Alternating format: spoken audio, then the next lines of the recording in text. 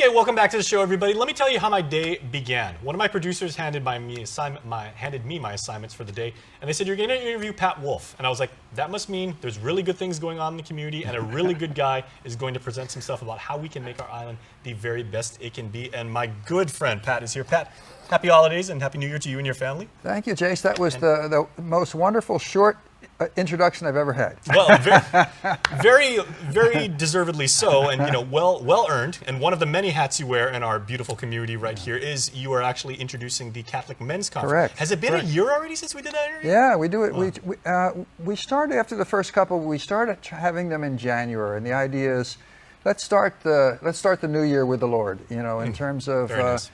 Trying to grow in our faith or whatever. So we've been doing it in January for about the last 10 years.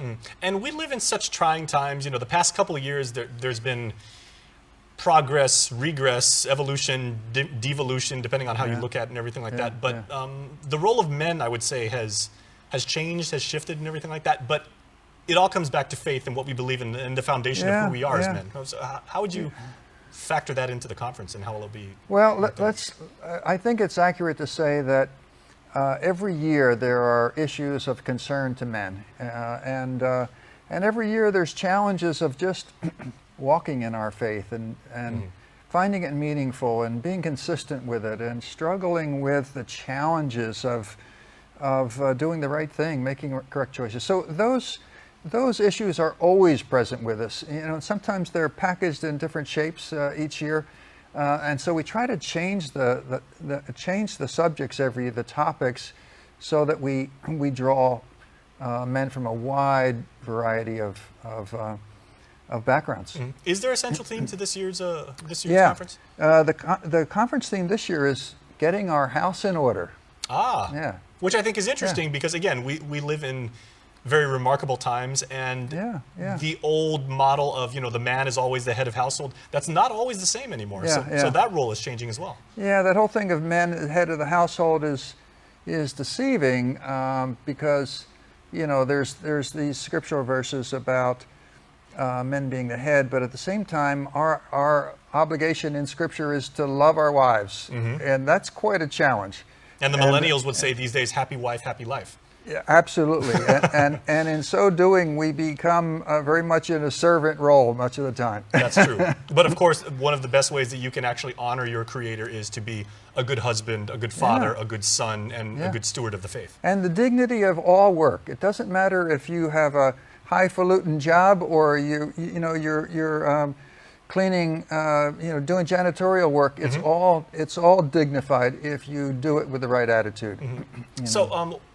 There are many people that have been Catholic their entire lives. There are other people that have embraced religion probably very, very recently and everything. Can they attend this conference as well? And what age range are we talking about when we talk about men? All those types, and also all the people who may have slid away from the church because they got discouraged for one reason or another. That's a good point. They're all welcome. And there's no special qualification. So basically, we're saying high school age, all the way up through Manamco. Okay, because I know a lot of people would say men, they're like, okay, well, I got to be at least 18, but even if you're in high school. We've already gotten feedback that we're going to have a good turnout of students from both Father Duenas and from Notre Dame, but we're hoping that the Catholic students in the public schools will come as well. Now, anybody here, I mean, so many people have heard His Excellency Archbishop Michael Burns speak. We've heard him do homilies and everything like that. I understand he may be giving a keynote address at your. Yeah, so he will give the opening keynote, and he'll be focusing on the Mass and the importance of the Eucharist. And then we have a second keynote. It's a gentleman from off island who's visited Guam a couple times before. His name is Anton Lim, and he's going to talk about the Yellow Boat Ministry that he started in the southern part of the Philippines. Basically, he sought out sponsors to build boats to help children get to school whose only school was through waist-high water. So they would have to walk a long distance, getting soaking wet. And he created this ministry to help kids get to school. But it's really kind of symbolic of what we as men can do if we're responsive to the needs of others. Okay, so is there any registration involved with this? Because obviously you can't have every single seat there's so many people that would want to avail of this information. Well, we're taking anybody who's interested. We're expecting to have at least 200. Father Mike Crisostomo, who is our host pastor there at St. Anthony's, and doing a wonderful job. But he says that he thinks we're going to get 400 men this year. So we're excited about that. He is a wonderful optimist. Oh, he is. Yes, he is.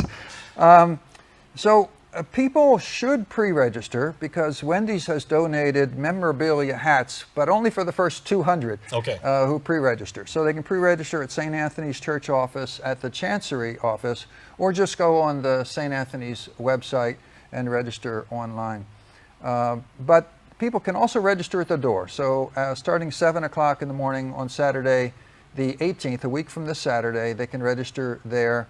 And the program basically goes from 8 until 3 when we have the concluding Mass with the Archbishop and other priests who will join. Which is the perfect way you want to end this. That's the way we want to end it, yeah. All right, And part of the idea, Jason, you probably remember I mentioned this before, the motto of Catholic Men's Conference is we have a whole bunch of priests available at lunchtime for the men to go to confession. So they'll have time to eat lunch and go to confession, and then we can all enjoy the communion together during the Mass. That's wonderful. You can cleanse your soul, and then you can really that's the idea. Celebrate what it means to be a Catholic man. Yeah, exactly. And I want to thank all the priests who volunteer their time to come in just for that purpose. Okay, and we want to thank you, Pat, for making this happen in My your pleasure. capacity. Yeah. Always a pleasure sitting down and talking to you. Thank you, Jason, for letting us get on. All right. Yeah. Have a wonderful day. Thank you. And stay tuned because we are back after this.